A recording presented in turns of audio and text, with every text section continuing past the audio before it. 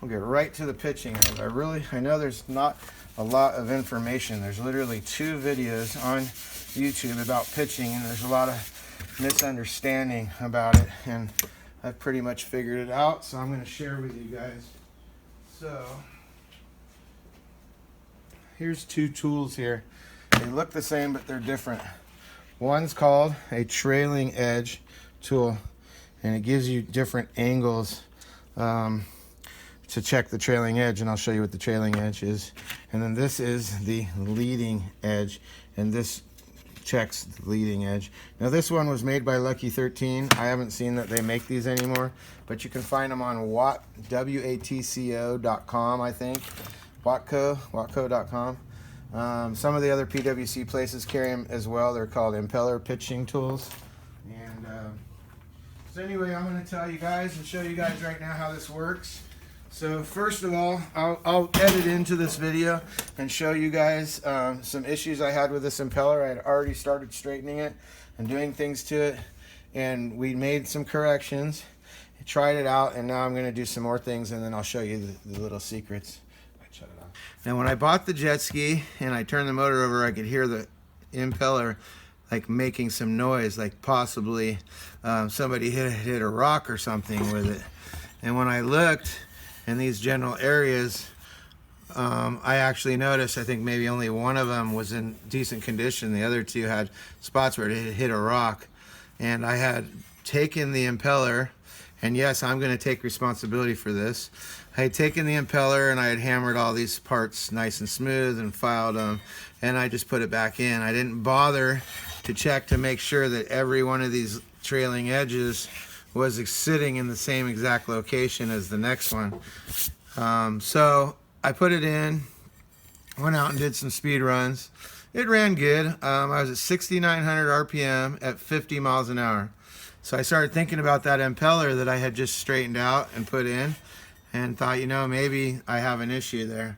So rather than going out and buying a brand new impeller, I decided to buy these online. I found these on eBay. But anyway, it's a way to basically check your pitch on your impellers. And you have a trailing edge, and then you have a leading edge. So the leading edge is going to be this front area of the impeller, and this back area is going to be the trailing edge.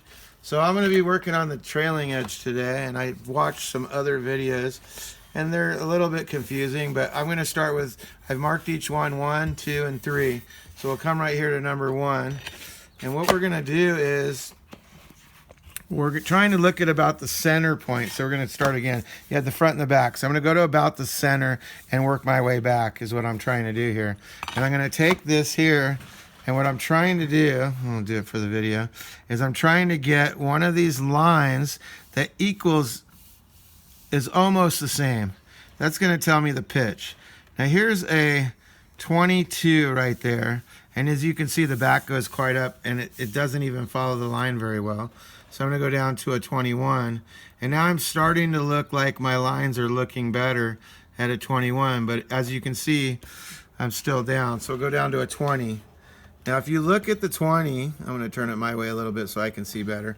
You can also see that the 20 is following a lot better here on the top of the impeller. And then right at the trailing edge, it's off. So that clearly shows me that my trailing edge is off. But we'll go ahead and we'll go down one more. Now that is a 20. We'll go down to a 19. And a 19 also is not too bad. You look at the top edge and you follow the edge here. So it's somewhere between a 19. Okay, so now we're going to go to number 2. We're just going to say, if I stay on that line and I follow it all the way from the top all the way at 19, that's not too bad. Let's go to what number is this? Number 2 cylinder. And we're going to do number 2 cylinder. We're going to go straight to 19. And we want to check that one. See how it looks. Now you can see that that one actually is sitting lower there than that one. So if I go to the bottom there, I'm going to go with the bottom to the bottom. It actually looks pretty good. I think I'm going to use the bottom line to follow this line to the bottom line. So that one doesn't look too bad. Now let's go to number 3 here.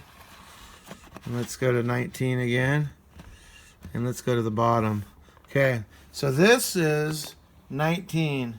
Now I've decided to go ahead and use the bottom edge of the line to follow. Look how high that is right there. So that one is way off. Number 3 is way, way off.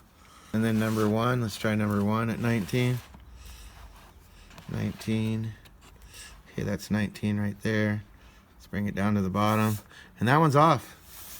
So that's 19. So that one's off as well.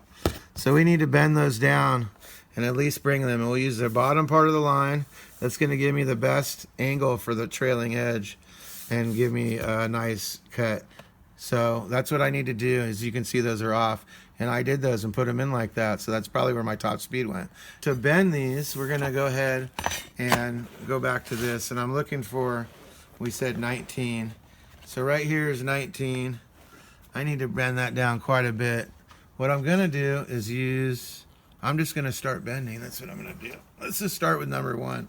To get it done, we're going to use this vise here. We're going to have to get my tool. Here it is. I got a tool here that I can use. Okay, so I'm going to go ahead and put this tool in. Okay, we're on number 1, so we're going to turn it over, up like side down like this. There we go. It's really bent, like the whole thing here is really tweaked, and you need to straighten it first. Then you can also use a vise and get in the vise here and try to hammer it. I've already straightened these in the past, so pretty much right now all I'm going to try to do is just bend this up a little bit. We're trying to bring the whole thing up, so we'll be real careful about it because I don't want to bend everything too much, but I do need to bring that back. So while I got it off right now, I'm going to go ahead and mark these again. So this will be number 2, and this can be number 3. That way I don't get confused with which one I've already worked on. So we'll go back to number 1 and go ahead and put it in. So we're just going to come in here and just start going. There, now I feel it.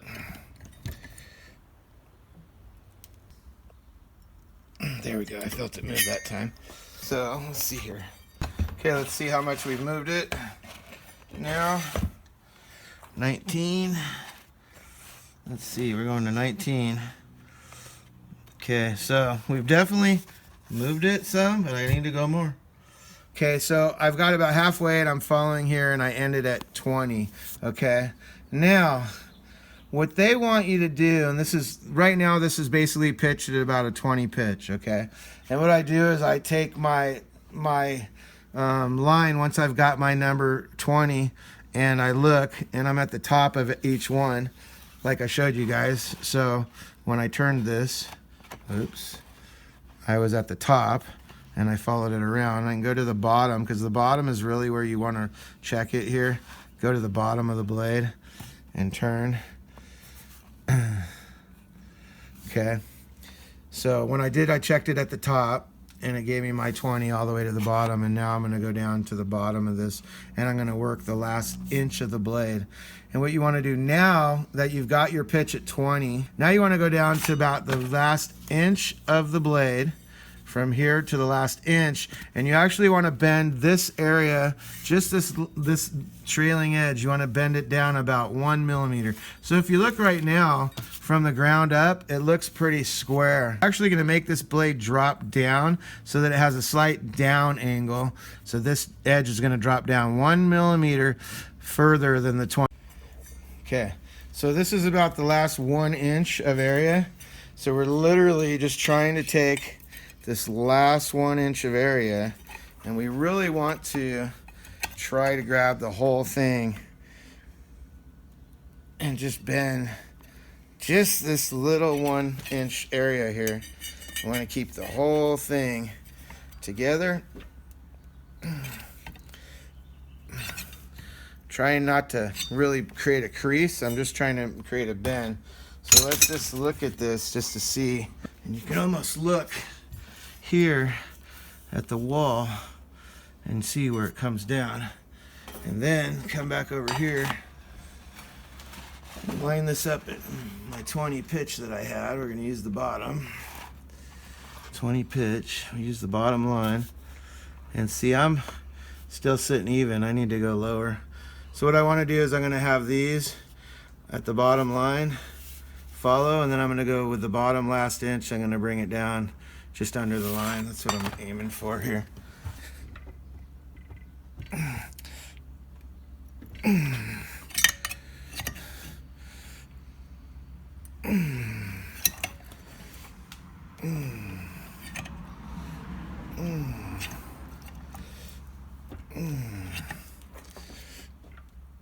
Okay, try again.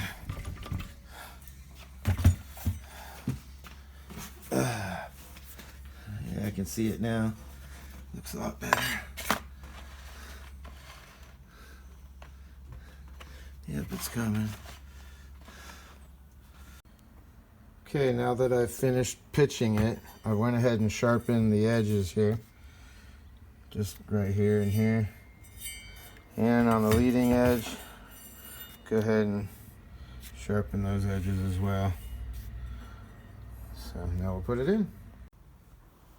Okay, when you put it back together, you need to torque it to 72 foot-pounds. Okay, so get your torque wrench on here and torque it 72 foot-pounds. Okay. Hey guys, so as we finish this video up, I wanted to go over some of my findings and just clear a few things up. So at the beginning of the video, I had already done initial repairs. So the first beginning part kind of shows the tools you need and whatnot, and then I jump right into the editing, which is when I first pulled the impeller out. And it looks like the pitch is a 19. And as we continue through the video, I actually ended up pitching it all the way to a 20 pitch. And then I went ahead and put it all back together at 20 pitch. I hadn't done the 1-inch trailing edge that you'll see in the video. I just did a 20 pitch with it even, completely even from the middle all the way back to the line. I put it in and I gained 1 mile per hour. I was doing 50 miles an hour. I got it up to 51. Then I pulled the impeller back out and I did the 1-inch trailing edge, where we bent the trailing edge down another 1 millimeter, and you see that in the video. I kind of ended the video there where I was just working on the number 2 blade, and then I didn't show you guys anymore after that, but I did match all 3 blades, so they were 20 pitch, and then I went down to the trailing edge, the last 1 inch, and I evened them all out. So I used the bottom line of the pitch gauge. So basically the bottom line lines up with the impeller. The pitch gauge lines up with the bottom of the impeller from the midway. And then at the very back, the last 1 inch drops below the black line. So the black line is actually at the top of the tip of the trailing edge. And that's how I did all 3 of them lining up. Then I went back out, I put it all back together, and I did another test run, and I actually gained 1.5 to 2 miles per hour just from changing that one rear area, the 1-inch trailing edge at the back. I gained another 1.5 to 2 miles per hour. So I saw my speed on the water jump up from 51. When I did the trailing edge, I then got it up to 52, and sometimes it would float to 53. So yeah, it definitely was a big improvement. And I definitely would recommend getting one of the gauges. And take a look at your impeller when you get it, because if you want to get some small performance gains, those are the things to do. So anyway, I hope you guys enjoyed this video, and thanks for watching.